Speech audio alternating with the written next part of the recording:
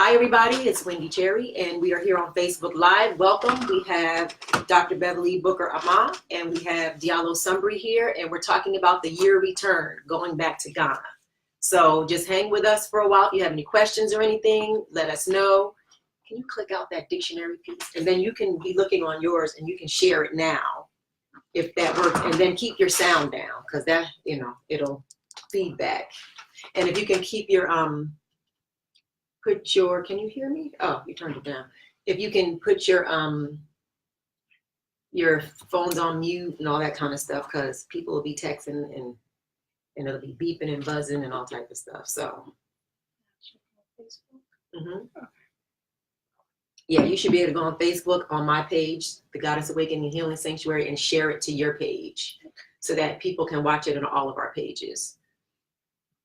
So we have 2 people already. So welcome. We're just getting started. Okay, so we're doing mic checks.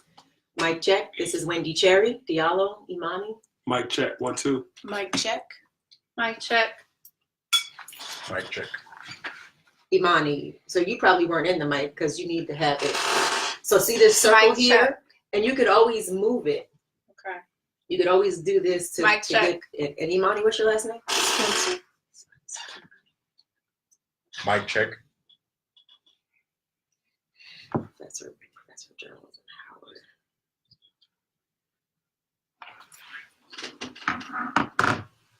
The other one. 1, 2, 1, 2. 1, 2, 1, 2. I don't know. Move it up some. Like Yeah, I'm good here. I can sit like this this when I talk, as long as you can hear me. All right. 1, 2, 1, 2, 1, 2. 1, 2, 1, 2. 1, 2, 3, 4, 5, 6, 7. 1, 2, 3, 4, 5, 6, 7. Yes, this is mic 2. I'm on 1. Check, check.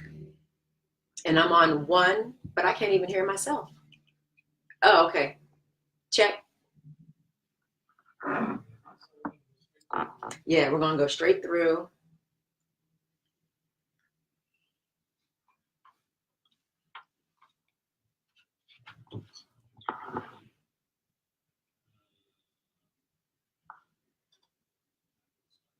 Okay. Okay, so we're going to get started. Okay, so right. Welcome to the Sanctuary. You're listening to DC Radio 96.3 and HD4 and DCRadio.gov. My name is Wendy Cherry, and I am the host of the Sanctuary. So welcome in, come on in. We're going to have an awesome show today talking about the year of the return, Ghana. So let's just think about this for a second. I have some awesome guests in here, and I'm going to bring them in a minute. But I want to kind of set the stage of what we're talking about here. So many of us here in North America, we have been told about slaves. It's sort of like a blanket. Slaves, the slaves, right? They have never ever let us know the human side. They have never said that these people were human beings that were kidnapped, right? So let's set the stage so that we know who we're talking about. Imagine you are sitting in your home, watching TV, you just finished dinner, and you are enjoying your family, right? Someone comes in to your home unannounced, knocks your door down, and tells you you got to come with them, but you don't understand the language. So they are pulling you out of your home. You're kicking and screaming. Your husband wasn't home. You were just there with the children. So let's say from a female perspective. These people are kicking you, and then they are like binding you up with whatever they're binding you up with. You don't know where your husband is. Your children are crying because they're seeing your mom. You're trying to be calm, right? So then they take you to a place. You don't have any idea where this is. The other people around you, you don't recognize them. Everybody's screaming. Everybody's uncomfortable. Everybody's afraid. There's crying, there's babies crying, there's grown folks crying, and you're petrified.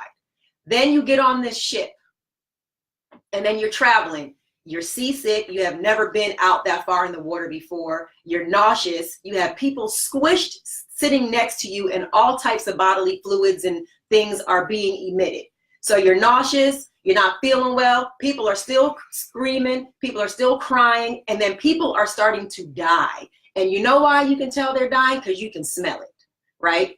Then you don't have any food. You don't have any water. And these people are coming down with this really, really weird language. And they are really aggressive. And they are yelling at you to do these things that you don't know what they're talking about. Okay, so you get to this new place. It's cold.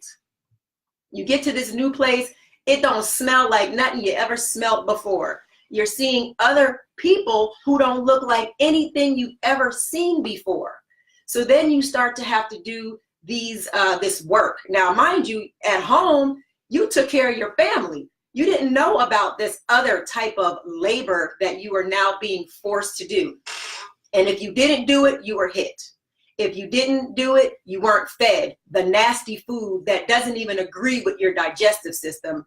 So you are in this new situation and you're like, what in the heck is going on? But you're trying to survive. And then your husband's not there and your babies are not there. You solo. After time passes, you are visited, an unwanted visitation by this man, and now you are pregnant, right? So now you halfway hate this person in your belly because it's not your husband's. So you're feeling some kind of way about it. Nobody's there to help you. The elders that you know in your village are not there to help you and help you through it. You're just doing it, and you're still working, and you're hot. You still don't like the food. You don't know what they're talking about in this language, and it's cold. So you got a lot of stuff going on, but you say, this baby is inside of me and I have to take care of this baby. So here we are. My guests in the studio, we are the babies. And if these people did not endure this foolishness and this pain and this horror and this drama, the way that I just described it, which is probably didn't even have anything to really do with it, it was probably 10 times way more horrific and intense, then we would not be here. So when you hear somebody say in the slaves, or you hear somebody say the enslaved people, think of them as kidnapped people who were in their living rooms, minding their own business, eating their own food, enjoying their own family, enjoying the sun, and now they ain't. So think of it more like that. So with that, I'd like to introduce my studio guests here that are in the sanctuary. Now, we're pretty deep in here today. We have Dr. Bev Booker Ammah, and she's also my sorority sister. Hey. And so Dr. Beverly Booker is a proud daughter of West Philadelphia and Hampton University, where the knowledge, passion, and commitment to work with students in and around liberation-based education was planted and nurtured for her. She has many years in K through 12 and at higher education levels. And she's now a professor at Howard University. Yes. So she'll talk more about that. She is also the humble wife, and I like that she said she's the humble wife of a son of Ghana and considering Ghana to be her second home. Okay, we'll talk more about that. And then I also have Diallo Sumbry. And Diallo is a courageous, creative, connected, authentic, visionary leader. A native Trentonian, which means he's from Jersey. So Al, Jersey's in the house. Okay. And a proud honorary Washingtonian and a Pan-African man.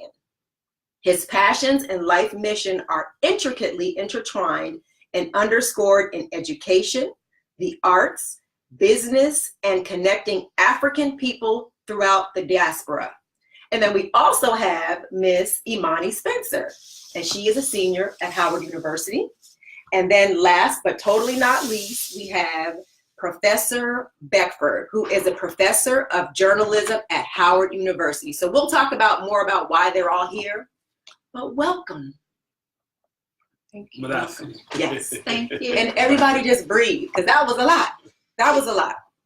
So let's start with you, Beverly.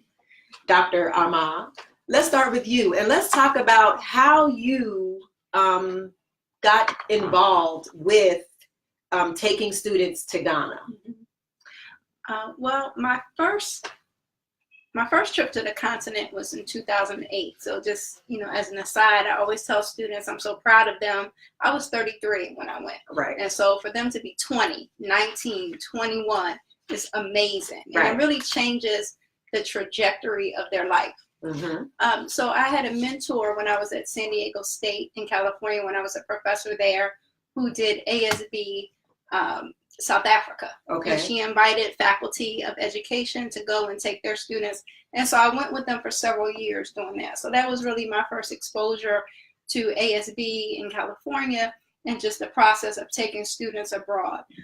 Fast forward to, then I went to California State Long Beach, and they were in their 10th year of doing this work. And she said, Beverly, we never took students to West Africa. We've always taken them to South Africa. Okay. So in this 10th year, we're going to take them to Ghana. And I was a professor at Cal State Long Beach, and I asked her, Dr. Weber, can I shadow you so I can learn to do what you do? Right. And so another graduate student and we galvanized other students and created ASB Ghana Long Beach. And it was just transformative for students. And so it really sparked turning it into an organization that would keep running. One of the things that the students had vision to, we set up an executive team. And one of the things they said, and I said, well, you might not necessarily stay at one university. And so we should make this an organization. So in 2000, so we went in 2012, 2013, we planted the seed to eventually have this become a nonprofit. Okay. And that's where 3GC Give, Gain, Grow Collaborative was born. Okay. And so it took some years to turn it into a nonprofit. I did a Fulbright in Ghana in 2015, 2016, taking students every year since then. After that, I got the opportunity to, got invited to come to Howard. And so, I, exposed, I guess to say, ASB Ghana to Howard and have students. And so we took them twice, 2 years in a row. And so this year we've turned ASB Ghana Long Beach into a nonprofit. Okay. And so this year we're taking 8 different universities in the spring and the summer. Okay. So we've grown from 12 students in 1 year to now we're taking 45 in 1 year in the spring and summer.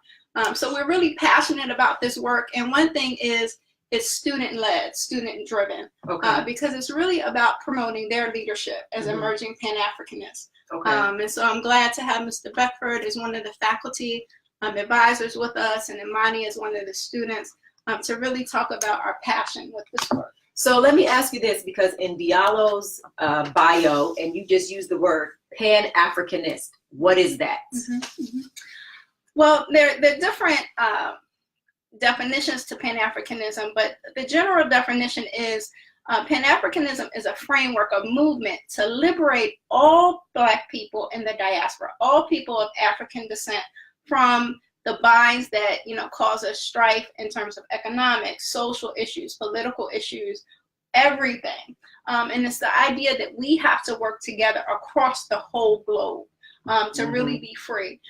And so it's one of the things Dr. Carr said, Dr. Greg Carr, that is a phenomenal professor at Howard University.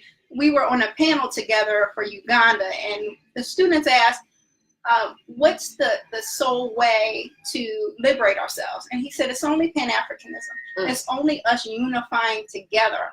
And so, Diallo is unifying, elders and, people that are in the workforce. And so our passion is also taking students, and so bridging that together for them to see how they can be Pan-Africanists in their jobs. If you're a journalist like Imani is going to become, if you're a doctor, if you're a lawyer, how do you become a Pan-Africanist in everything that you do? Okay.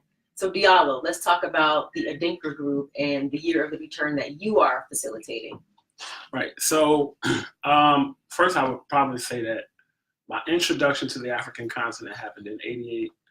I went to Senegal with my Maimouna Keita, West African Drum and Dance Company out of New York. Okay. Being born and raised in Trenton. I like to say I have the benefit of being one of the chosen few who from birth was raised in independent African-centered institutions. Really? Okay. Yes. What does that mean? So an independent African-centered institution means you do not accept funds from the government or anyone else, and everything is taught from an African-centered worldview. Okay. So you learn that math, astronomy, science came from Africa and where it came from Africa. Okay. You learn that Africa is a continent with 54 countries with thousands of languages and dialects. And you learn very early about the Pan-African thought leaders. So I grew up learning and reading Chancellor Williams, Dr. Ivan Van Sertima, Dr. John Henrik Clark. So, I'm and a your child. Parents Yes. gave this. Okay. Right. So I was born into this. Okay. The Council of Independent Black Institutions is an organization that's been around for a while. DC itself has 3 or 4 independent African-centered institutions. My mother was the founder of the African People's Action School in Trenton, New Jersey. Wow. So I'm kind of, so for me, it's just like, it's always been just kind of a part of who I am. Yeah. Being a Pan-Africanist, and I would say a nationalist, a child of the 60s, growing up, we couldn't eat white rice, white sugar, or drink whole milk because it was white. You know what I mean? So I come from that school of thought, the early vegetarians and vegans. For me personally, I always say, most people get to a crossroads. Dr. Beverly talked about college students, the benefit they have about discovering Africa, their culture, and their history at that level. And most people find themselves when they go to college. That's when you kind of learn the truth and you get upset, you join student government, I don't know, wash out your perm, get an afro. You just start saying, wait a minute, I'm black. I'm about to be more black than I thought I was before. So for me, it was just kind of always that thing. But then I think I got to a personal crossroads in my life where regardless of how you're raised, you still choose the path that you'll take. Right. And I chose the path just because I felt like it was really a part of my spirit. And my ancestors' voice is very, very loud in my ear. And honestly, they really wouldn't allow me to do anything else. So I happened to go to Ghana for the first time in 2014. Okay. I had been throughout other parts of West Africa prior, mainly Senegal, Guinea-Conakry, studying djembe culture, the Linking tradition, shouts out the memory of African culture, dance company, Conquerant. So through the arts. And I went to Ghana, and I really didn't even go to Accra. I spent my time in Koforidua. And I went there just to kind of learn some of the traditional ways. And in 2016, I came back, and it was my first time in Accra. We went to Accra for about 48 hours. We did not sleep. It was just, wow. We had a really good time. And it was after that, it just hit me. It was just like, I called my boy Zulu, like, bro, can't come to Ghana for fun no more. This is work. This is where the work needs to happen. And from there, just kind of set the path and started kind of doing trips and taking people. And so then I just really made a shift. Right. A good part of that shift for me was also beginning to work with and do research from AfricanAncestry.com. So when I got my personal ancestry done, I think that was also a big shift for me for my maternal. And what did you come up as? Fulani of present-day Nigeria on my maternal side, and Teke of present-day Gabon on my paternal side. Okay. It was something that was just in me that I feel like also helped to kind of propel me. Right. So, as luck would have it, timing would have it, and I think the ancestors deemed I was able to meet Mr. Kwesi Agyemang, who's the current CEO of Ghana Tourism Authority here in DC. Okay. Actually, Gina Page introduced me to him. Shout out to Gina. Yeah. And I had always had this vision of taking a go-go band to Africa because I'm a big go-go fan. Shouts out to the Ibex, Black Hole, Eastside, everybody from DC who know the real go-go. And so I began working on this project to take the backyard band back to Africa. And I just felt like it had to happen. Met with Mr. Agyemang, partnered with the CEO, with Tourism Authority. So we took Backyard last year. I saw it. We had about 75 people that went. It was crazy. Right. And then from there, things kind of just started happening. Things started happening. And, I had made a personal decision just to kind of tune in, listen to my ancestors, do what I was told. And just, I just decided I would never figure out what would happen if I don't listen. Right. So, and I'm saying that to say that I'm still just taking orders and I'm taking direction. Right. So I can't really, when people say, Like, do you know what you're doing? I'm like, I guess. Right. You know what I mean? I guess I'm being inspired action. I'm being inspired Yes. action. I'm being led. So I'm happy to be a founding member of Ghana's Year of Return steering committee. Okay. And working with a good group of people who are Mr. Kwesi Osmond. He's the CEO of Ghana Tourism Authority. He's the coordinator. Okay. Mr. Kwesi Ababio, who is the director of the Office of Diaspora Affairs and the Office of the President. Mr. Reginald Leray, who is with Media Magic. Rabbi Kohen, executive director of the Panifest Foundation, and Auntie A.C. Sutherland, who's the chair of the Panifest Foundation. Those Okay. were I guess we were the core. original 5 who, Right. before it's expanded now. Okay. There's so many other people involved, and it's just grown to something that's really incredible. So this is amazing. this is a group that is steering for events and for experiences that happen in 2019. Yes. So tell us about the Year of the Return. Right. Year of So Return. Ghana's Year of Return is a year-long series of events welcoming Africans of the diaspora home to Ghana. Okay. So the events are owned by various individuals and groups and their own people, and Ghana has put its name on it and itself behind it and organized it as the Year of Return. Okay. So there have already been different conversations happening. Previous. You know, if people are familiar with just what's happening in a Pan-African world and what's happening with regard to dual citizenship and everything else. What is happening? I think we don't know. We ain't got that much time. Okay, so just give us in like 2 minutes, the high. But I think one of the things that's happening is Black people all over the world is starting to realize what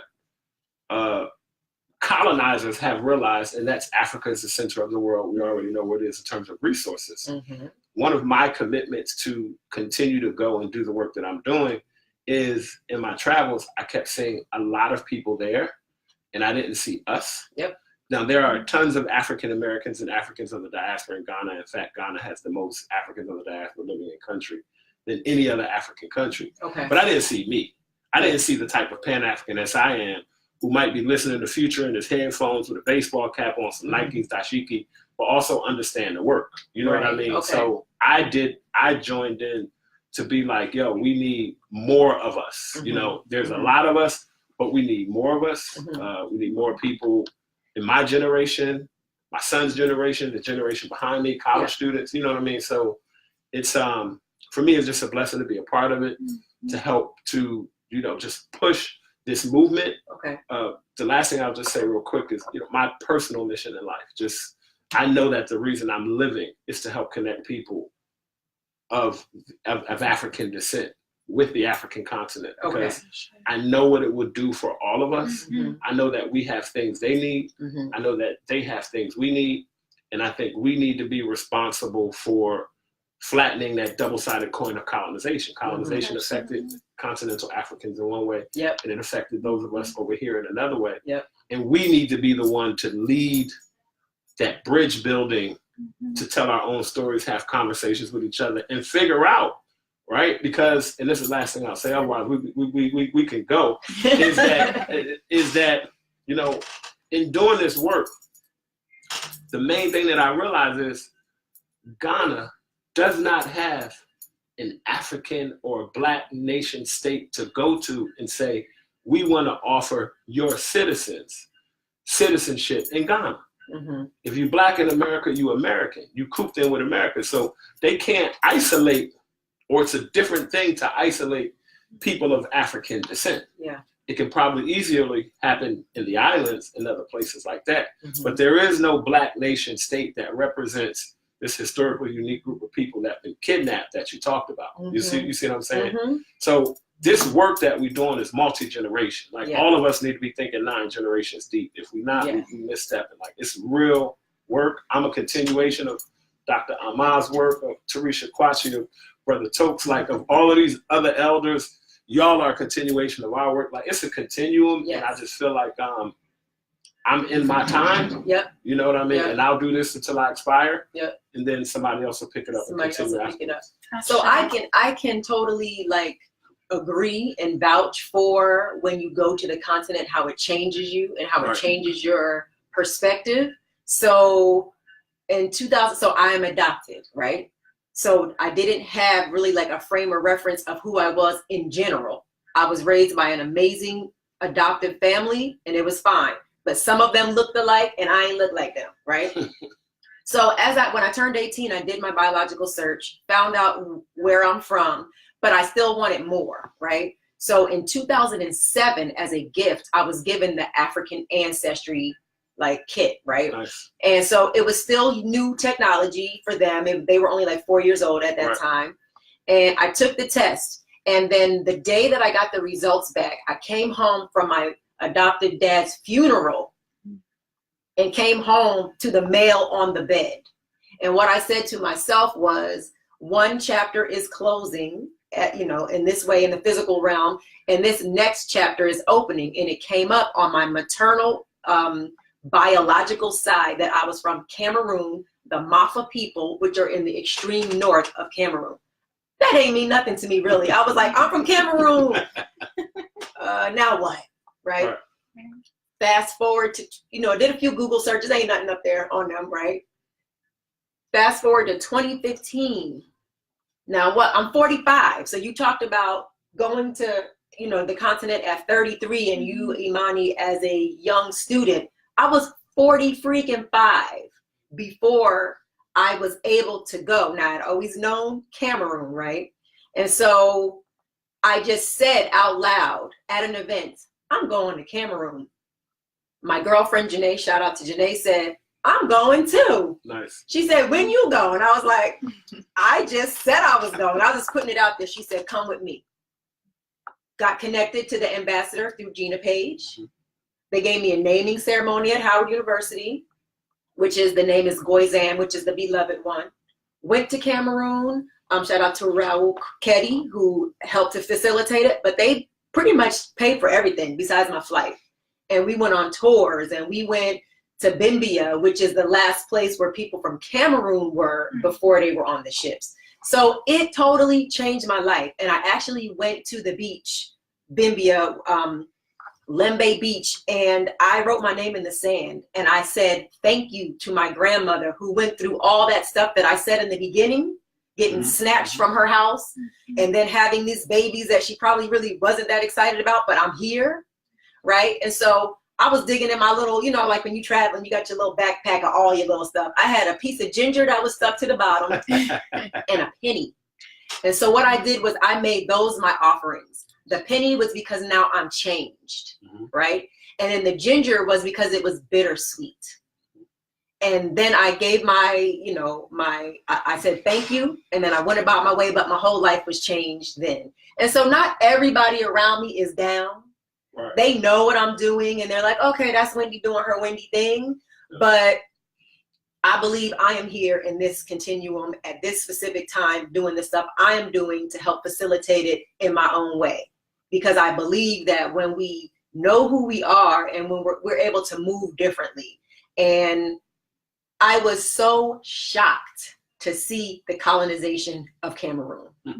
I go there and I see all types of images I ain't never thought would be in Cameroon. So it's really funny. Diallo on his page said, or in a post, something about when the Americans go with their dashiki. So tell them what you said. Well, I said, people who talk of, get rid of your thoughts of what you think Africa should be. Right. Because when you go, you're going to have this concept, but then you might be like this, her wig better than mine. And she changed her wig every day. They got weaves, they got this, they got that.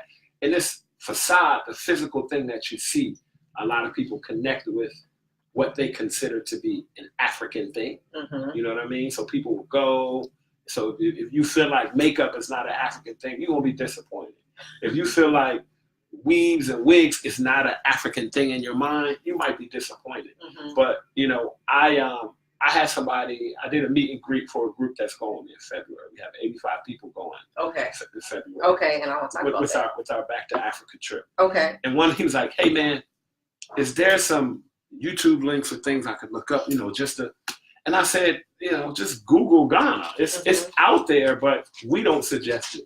Okay. We want you to go open with an open mind. Yeah. And we want you to allow the experience that you have to define itself, because the experience you have is going to meet you where you are, Right. not where I'm at. Right. The experience I have is different Right. than the experience you're going to have. So, and we That's want smart. you to have the experience meet you where you are, and then let you find for yourself the part of Africa that speaks to you, the part of Ghana Right. that speaks to you. And actually, Right. you know, Ghana just really makes sense. It's the first independent African nation.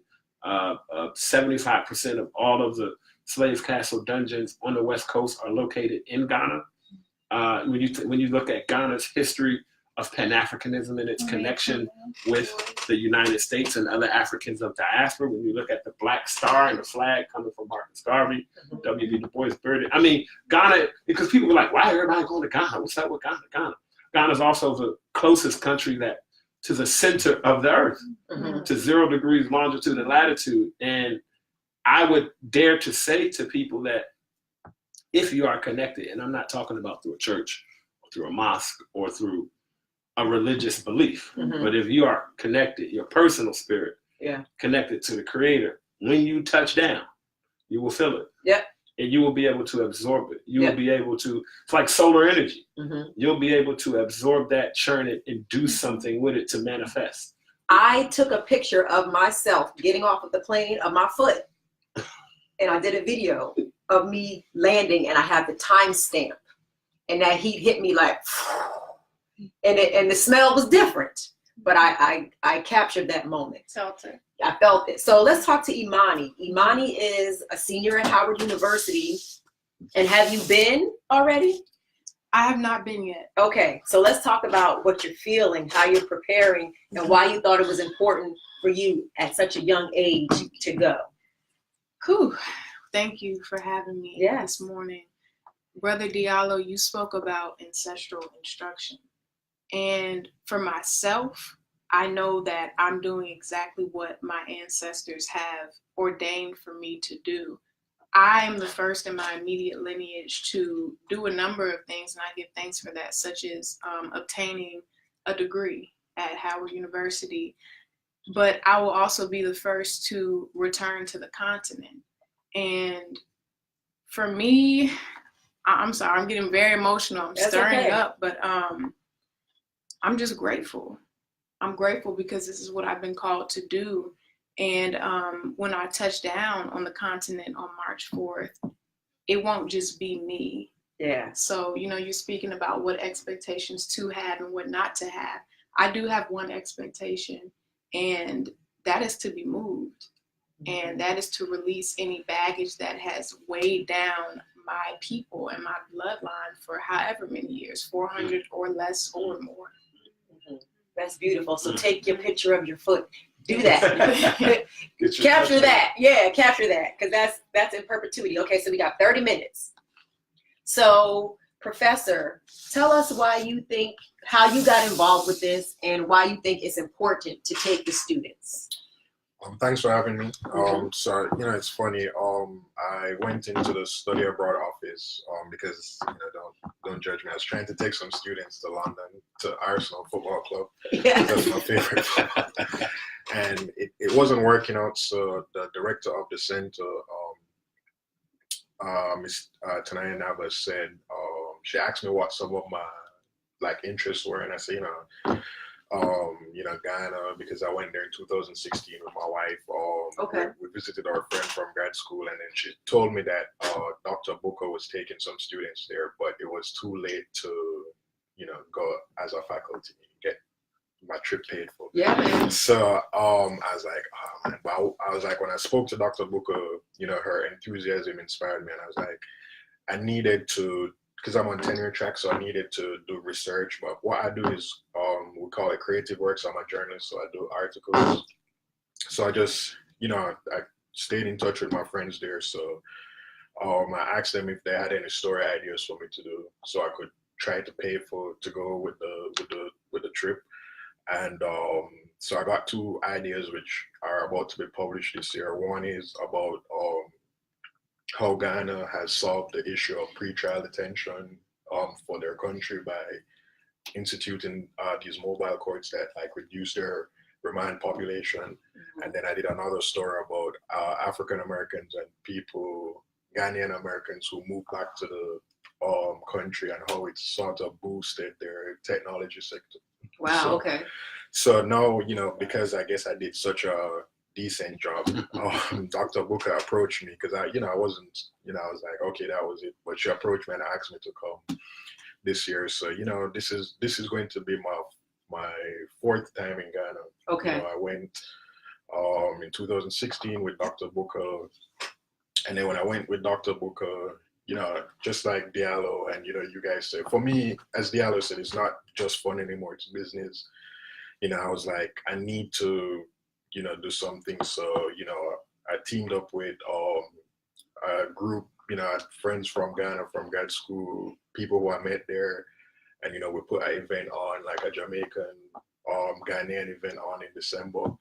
And, I'm going back now and I hope to go back again. So, but on a spiritual side, as everybody say, you come to your own awakening at different times. And for me, I'm from Jamaica, so it was when I was in undergrad at the University of the West Indies. I did a course about how the retention of African cultures and how people who were enslaved, how they found different ways to retain their identity, and that inspired me. Because even when I was growing up, the high school that I went to, I was, all of my friends are cool, but in Jamaica, we have a colorist type of society that's based on race. Yep. And but somehow I was like, I know I'm as good as these guys who are my friends if they're listening, and better than these guys, And I felt like going to undergrad and learning that sort of gave me that. It buttressed myself, this internal self-belief that I had, and then now learning and getting it, the reasons for all of that behind it is great. So, Ghana is, everybody here who's been to Ghana, it's just, I used to always joke with my wife that, I'm from Ghana. She's like, oh no, you're from Nigeria, you're too tall to be Ghanaian.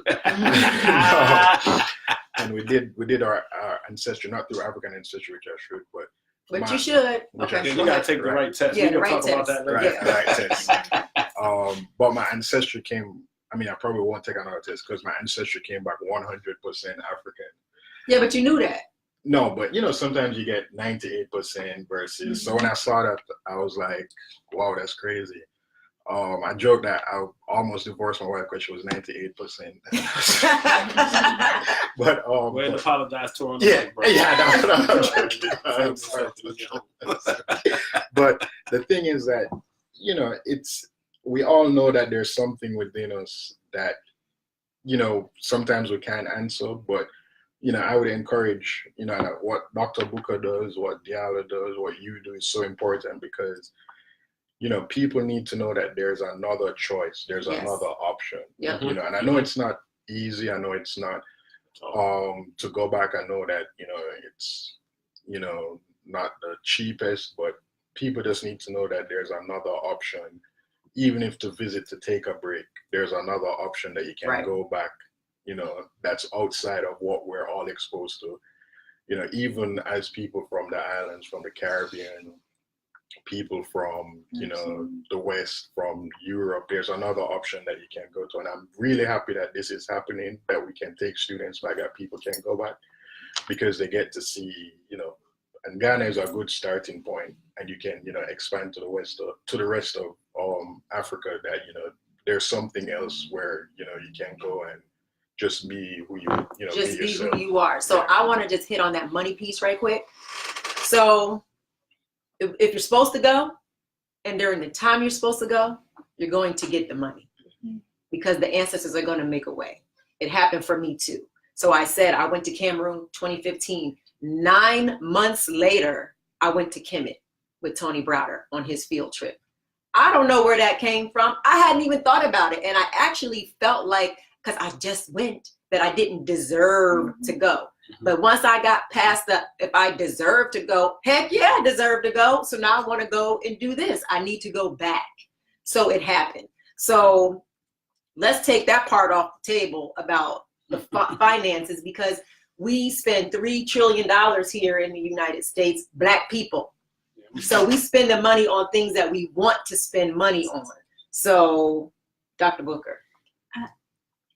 I wanted to say, Sister Winnie, you're so right. We have to make choices. What I did want to give a plug for about students is, like Amani said, we have a lot of first generation college students and just students in general. I told them, if back in the day, if Hampton cost what it costs now, I'm not sure I could go, right. And so it's different now. College tuition is so different. So for Black students, we are at 6% of doing study abroad compared to all other groups. Yeah. And just 12% of all students that do study abroad go to the continent of Africa. So there's a huge gap. And so Dr. Janetta Cole, who's a SOAR, talks about that the number one block to having Black students go to the continent is finances. Yeah. And so if we as communities help take finances out the way, and so that's what 3GC does. We're trying to raise money for students in all different ways, our website, initiatives that we do to take that out the way. Yes. Because they need to go. And most of the times when they go, they're like, okay, how do I go back? Right. We have a student now, shout out to Emmanuel, who's the president of 3GC. Okay. He just graduated from Howard. And he is in Ghana working with Antique Lemonade. Shout out to Franca Ando, who gave him an internship to help her and her company with social media branding. And so he had gone twice, and it just sparked something in young people. They say, okay, now Dr. Booker, Mr. Beckford, Diallo, Sister Cherry, I need to find a way to go back. Right. And so it's important as elders and as a community that we make a way for them to go the first time. Now, how did you raise your money, Imani? I have not completed raising all of my funds at this point. Okay. I actually just started a Facebook fundraiser last night. So shout out to everyone who has given to me. And where can they find it? Where can the listeners find that? Yes, so you can hashtag help me serve and scribe in Ghana. So scribe, SCRIBE, because I will also be there to write and report with Professor Beckford on climate change that's affecting the community in Ghana on the coast. Okay. So myself and many other students are still raising funds. And for those of us that are going in the spring, we have a deadline of February 15th. So that's about 12 days from now. So we're definitely appreciating everything that people are giving to us this time. And we have a donate button on our webpage. So it's, people go to www.3gc.org/donate. They also can give toward our student travel. Okay.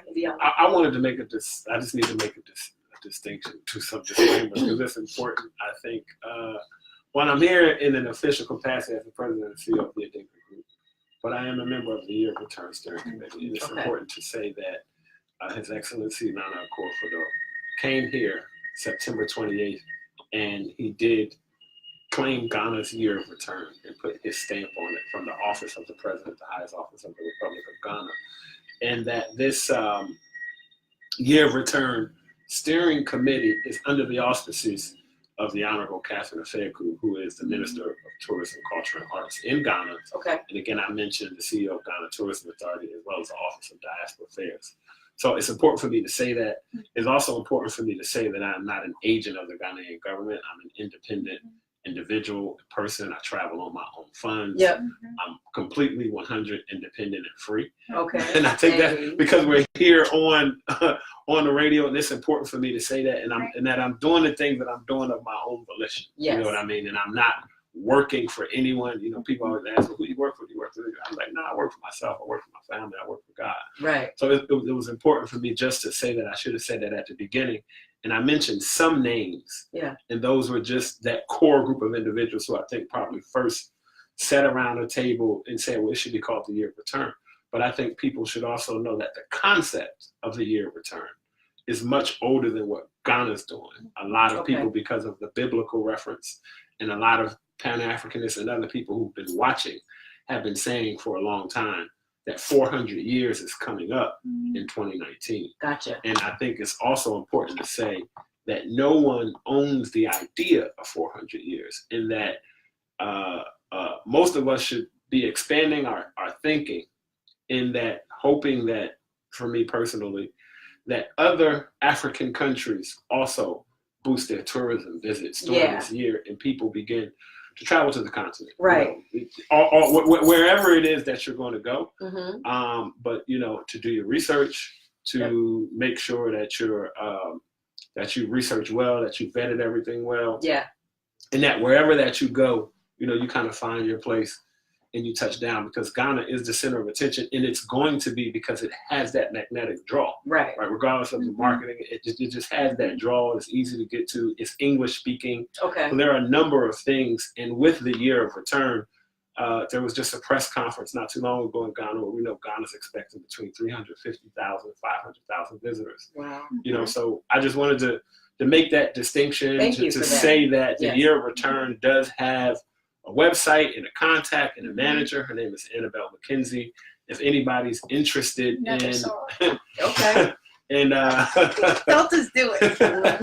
if anybody's interested in volunteering, being a part of it, you should email support@yearofreturn.com. Okay. And you can get in touch with Annabelle. We actually met Annabelle when the Ghana Tourism Authority came here in March, in our on our New York stop. Okay. And you can go to yearofreturn.com. Okay. Yearofreturn.com to see all of the events that are happening throughout the year. Check it often, bookmark it. Those events are being updated. We actually just sent out another call for events. Okay. So keep the ideas coming, and I would just tell people, whenever you go, because people always ask me, when is the best time to go? When is the best time to go? If I can say something about two things about what Diallo said. One, about your call for events. So 3GC is partnering with True Culture University. Shout out to the University of Ghana and Miles Austin, who founded True Culture University, which is really about spreading Pan-Africanism to their generation through digital means, social media, journalism. And so we are having March the 8th and 9th, a Pan-African Student Summit, which is an official year return event. Wow. And it's going to be panel speakers, keynote speakers. I'll be in Ghana. Okay, so we'll look forward to you being there. And we're also going to have a service day with the African American Ghana Association, the Caribbean Association of Ghana, 3GC, True Culture, and all of the Pan-African student groups at the different universities, University of Cape Coast, University of Ghana, and we're going to do service at one school site for students with disabilities. And so this represents how young people come together and make plans for the future. They're going to talk about economics. They're going to talk about entrepreneurship. They're going to talk about the importance of civic engagement and what's their role going forward. So this is March the 8th and 9th. So we're very grateful for that. And so I wanted to also say something about what Diallo said. Nobody owns it. Yeah. And I was, happy inside to hear him say that. The idea of this work, like he said, and I've already heard so much about Diallo before meeting him today, just his visionary leadership. But, this is, Pan-Africanism is a movement. And just like he said, most of my time, I'm working on 3GC with everybody else, the students, the faculty, our team. And it's free because I do the work free because the ancestors call for it. And so one of the things that we have to do as a community is not be, as Diallo said, not feel like you own it, not have a capitalist mindset, because Pan-Africanism talks about we need to dismantle capitalism and look at something else because it doesn't work for Black and brown people. Right. But we have to be celebratory for one another and our success, because Diallo's success is our success. Right. True Culture University's success is our success. Goddess Awakening success is our success. 3GC success is Diallo's success. And so it has to be all of us working together to move forward. And I think Mr. Beckford said it, Professor Beckford said it, I tell students all the time, one of the reasons I do this work, because I want you to know you have options. Yes. Our ancestors sacrificed, and for a lot, they didn't have options. You have options. And so that's why this work is important, for you to go and connect to home. Yes. So you have another option than our ancestors had. Right. And it's by their grace that we have it. Can I plug a few events? Yes, you can plug a few events, and that's what I wanted to do. I wanted to ask you what happens when they go on your trip, because we just kind of got an overview of your trip, but I want to know about Afrochella too. So go ahead. So I mean, Afrochella is not my event, but I am friends with the people who created it and organized it. So our trip are called Birthright Journeys. Yes. And you know, we call our movement the Birthright Movement, and that's simply because we believe that everything Africa is and has to offer is ours simply because we were born as descendants of Africa. Yep.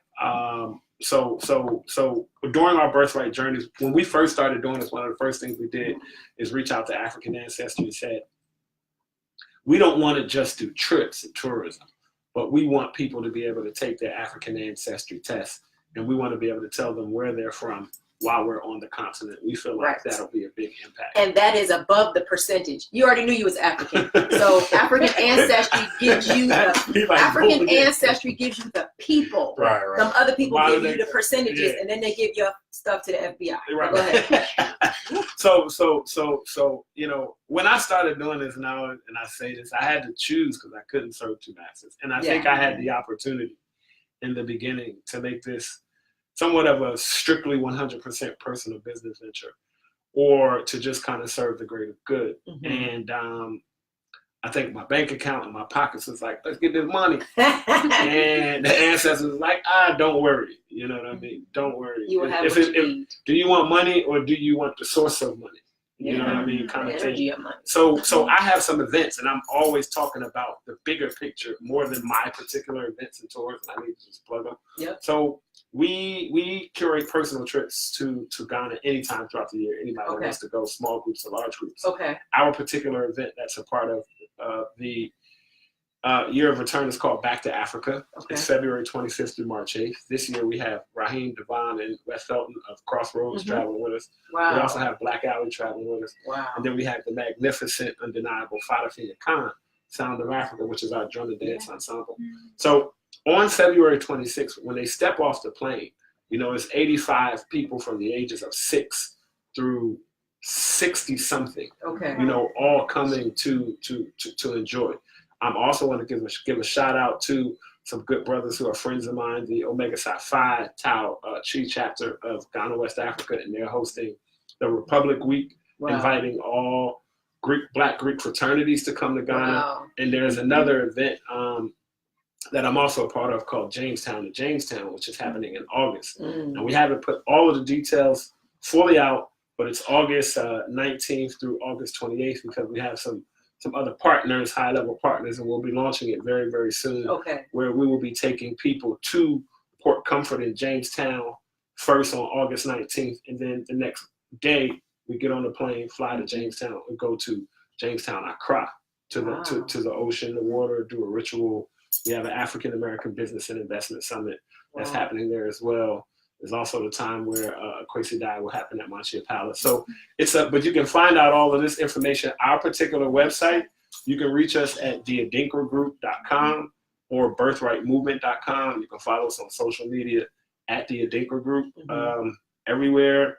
You know, once you reach out, I'm pretty open, and I try to, you know, I talk to a lot of people all day, so I like to feel like I'm very reachable and approachable. I just got an apartment in Accra, so it's like I'm, you know, you mentioned something about money that I wanted to say. You said it'll come. Yeah.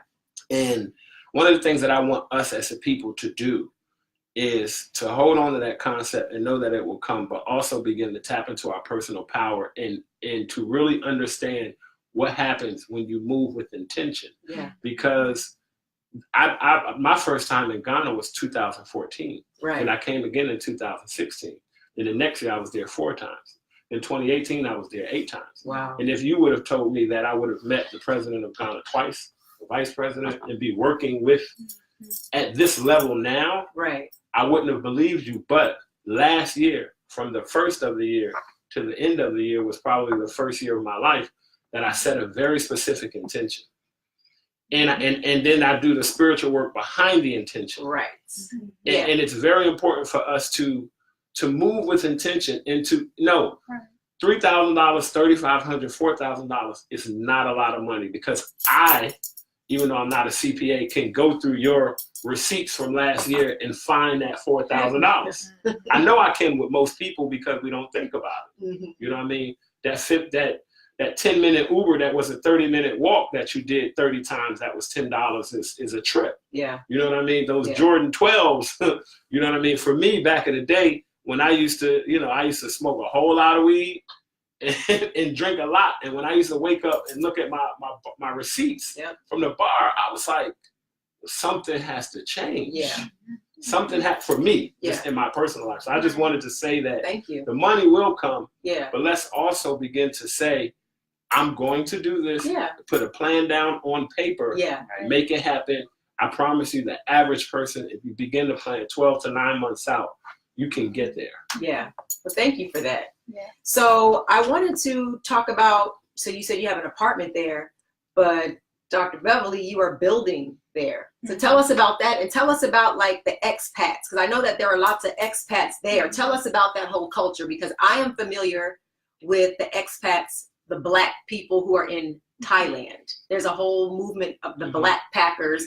They're young millennials, and they are there creating their own community. They welcomed me in. I was only there for a few days, but they welcomed me in, and they are tight. So tell us about what that looks like in Ghana. Well, as Diallo said, Ghana has the largest number of diasporans living on the continent. And I think, Diallo, if I'm correct, it's about 5,000 right now. So it's pretty large, so pretty diverse. And so, many different sectors of the workforce. What you find with a lot of expats that move, in Ghana, I think encourages this, and other countries encourage this, the idea of entrepreneurship, right? Just like the States, Ghana, other places, jobs that already exist are hard to get. Yeah. And so what they ask is that you come creating new jobs for yourself, but also other people. So you find that a lot of expats in Ghana are very creative, innovative, creating new ways to do things, social justice issues that we struggle with. You find the gamut. The Divine Nine is there. All the sororities, fraternities are there. Shout out to the Deltas are there, doing amazing service. Omega Psi-Phi has a formal chapter there. Wow.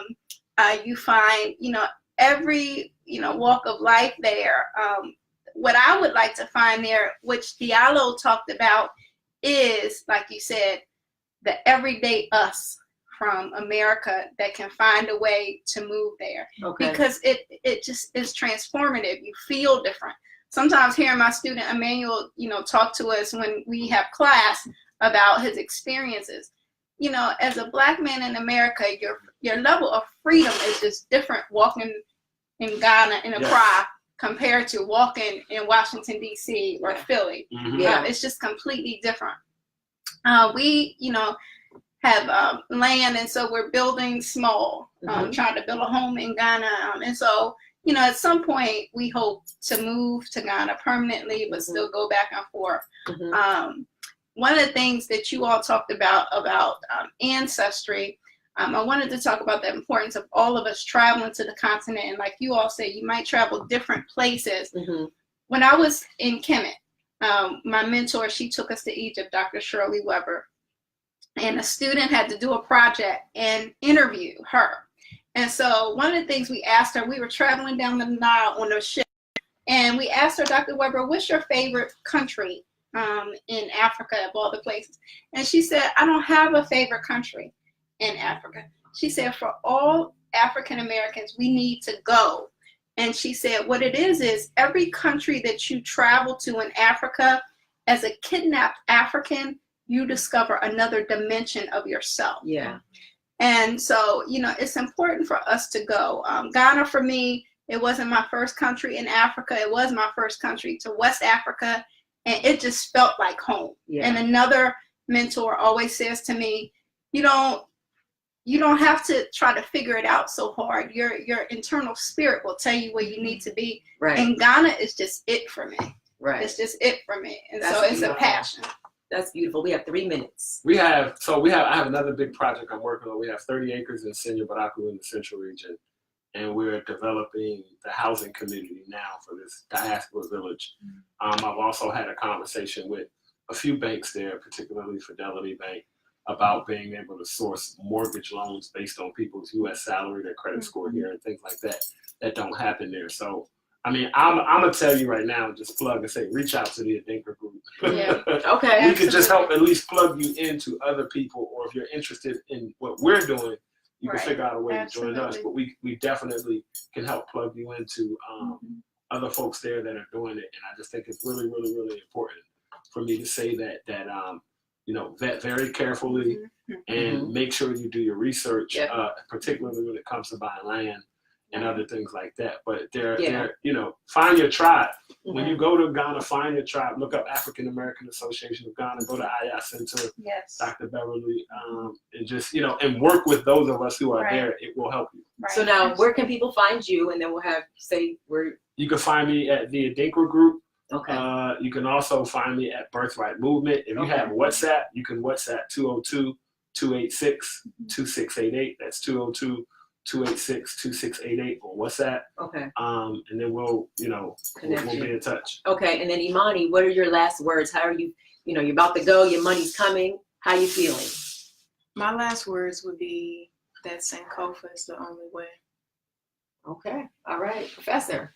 Last words. You know, I just encourage, especially in 2019, encourage anybody who's able to go to Ghana or back to the continent to make, you know, this is the perfect year to go. So, you know, I just encourage everybody to, you know, go back. You definitely won't regret it. Okay. Dr. Beverly. And I would just say shout out to our 45 students from the 8 universities pushing to go. And so you can find us at www.weare3gc.org. You can email us as contact@weare3gc.org. And as Imani said, our students are pushing. And so if you want to give and support us, please do give. And also with the Pan-African Student Summit. And like Imani said, Pan-Africanism going home is really the only way to our liberation. So come. So come home. Okay. And so my last thing is thank you for joining me in the sanctuary. And I want to give a quote by Marcus Mosiah Garvey, the Honorable. People without the knowledge of their past history, origin, and culture is like a tree without roots. So that's just something for you all to consider. Thank you. And we will see you next time in the sanctuary. Okay, so you don't end it yet. You can keep us live here, but we're finished with the radio. Okay. So for that live here, on behalf of 3GC and the Adinkra Group, Pan-African Spirit, we just wanted to bring you a little bit of Ghana back. Say thank you for being a Pan-Africanist and inviting us here. Thank you. To share the things that we all are trying to do. Thank you so much. You're welcome, sir. Thank you. And thank you all for coming. Thank you. I it kind of just flows. I have the time. I don't even know what's happening when I'm in it. So well, I that's try the to make sure that I get everybody in and make sure that everybody gets a little something to say. And you all are the largest group that I've ever had in here before. We did a good job. We did a good job. Thank you for everything. So we can end the video. Thank you. Share, like, hit up Adinkra Group, hit up 3GC, and give Imani some money so that she can go. Yes. And Thank you. all right. Okay, so we're gonna take some